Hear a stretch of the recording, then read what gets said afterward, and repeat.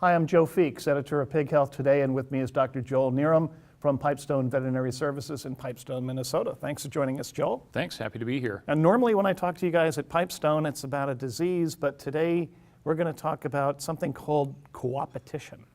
What exactly is coopetition? Well, it's a new term for me, I have to be honest. It is a term that's used in the business world today to describe the relationship between two companies or two firms that are competitors in a particular business space, but also find themselves cooperating in certain areas of their business or industry. Now you say that's a new concept, but it seems like that's been going on in the pork industry for quite some time.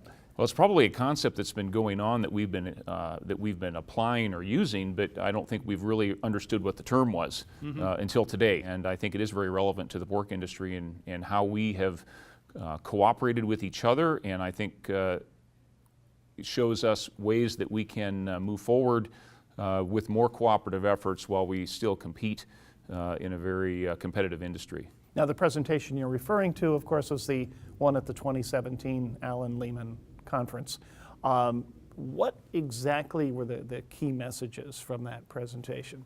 Because I know that you were one of the panelists involved. We had two speakers today.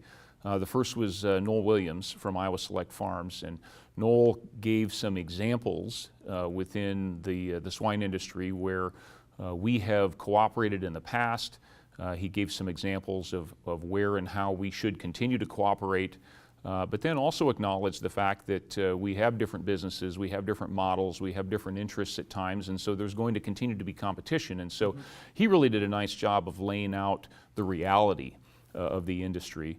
The second speaker was Dr. Rebecca Liu, and Rebecca is from the UK, and she has studied this term coopetition, or this practice, in other businesses, particularly in the UK and in Northern Europe.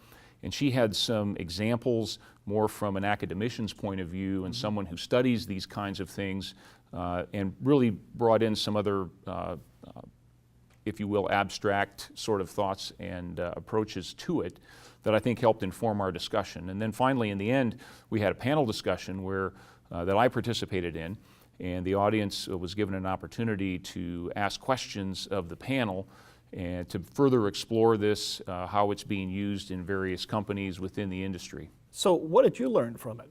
I learned that I think, as we've said earlier, we've been doing this for a long time. And as I got to reflect on this, even in preparing the last few days for this topic, it occurred to me that looking at Pipestone and our business model is an example of how producers in the industry have cooperated and yet been competitive. And so specifically what I mean by that is the Pipestone system is a collection of farms owned by independent producers, independent family farmers that starting about 25 years ago, decided that they didn't want to own and operate their own breed-to-wean farms on their own, but decided that if they combined their resources, they could own a farm that was bigger and more efficient to give them a competitive advantage with very, very big producers, while at the same time maintaining their independence and competitiveness.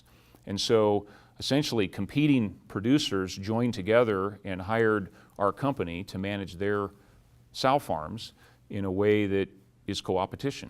Are there any good examples you can think of that are specific to pig health? Absolutely. And I think Dr. Bob Morrison, the late Dr. Bob Morrison, needs to be credited for this, and we did reference this in the session today. Bob was instrumental in creating a program called the Swine Health Monitoring Program, where really through his efforts, he was able to gain the participation of many of the large pig producers in the United States to cooperate in sharing the health status information, particularly as it's related to PRRS virus for breeding herds. And today there is nearly 1,000 sow farms across about 26 or 28 different production companies that are enrolled in this project. And every week those companies share the health status of those farms, and we are tracking new infection rates of PRRS throughout the industry. I think it's a good first step. in helping us better understand the epidemiology of PRRS in sow farms. I think that additional sharing will help us better understand this as we go further. I think it's a great example of coopetition in our industry as it relates to health. And what do you think we've learned from that, Joel? I mean, are there other areas that you would like to see more coopetition in the pork industry? I think so. And I think one of the keys with coopetition is that we find it easier to cooperate with competitors when we all have the same, when we all are looking at getting the same return from it. And particularly as it relates to health, I think that's an easy place to make an argument for cooperating amongst competitors. Because health is something that if your farm has bad health but my farm has good health, you're putting me at risk. So it's in my best interest to help you get better, whether it's related to biosecurity and improving your health. It's important, we all have a vested interest in improving the health of all of our farms, because the worst health is a risk to everyone. And so that's a very easy place to make that argument. I think there's other areas where we as competitors can cooperate, and I think because we have common interest as an industry. And I think some of that is related to how we are communicating and relating with the consumer.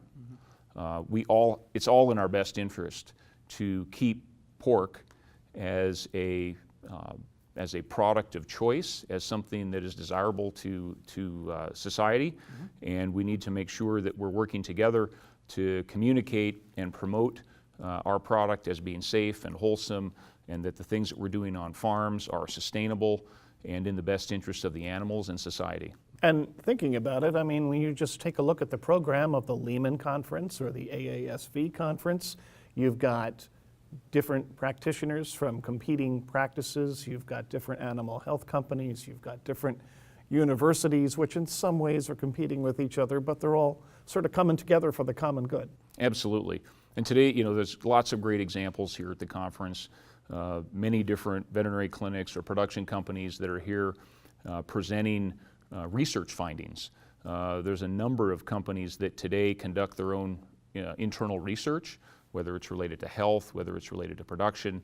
I was just in a session where 2 different production companies were sharing information that they'd done on research as to looking at the differences in weaning age for baby pigs, and the subsequent performance at both the sow farm and in the wean to finish barn related to testing different wean ages. That kind of collaboration and sharing is good for the industry.